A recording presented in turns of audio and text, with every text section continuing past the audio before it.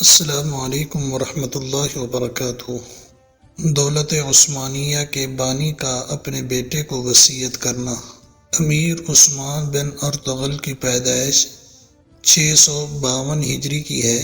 عثمان خود شجاع اور بہادر تھا، نیز اسلامی فضا نے اس میں 4 چاند لگا دیے تھے۔ اپنے باپ ارطغرل کے بعد امیر بنا۔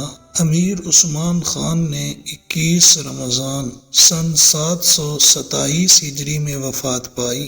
وفات سے کچھ قبل اپنے بیٹے اورحان کو اپنے پاس بٹھا کر یہ وصیت کی کہ بیٹا، اب میں موت کی آغوش میں جا رہا ہوں، مجھ کو اب کسی بات کا غم نہیں ہے، کیونکہ تم سا لائق بیٹا اپنی جگہ چھوڑ رہا ہوں جو میری قائم مقامی اس دولت کی مجھ سے بہتر کر سکے گا۔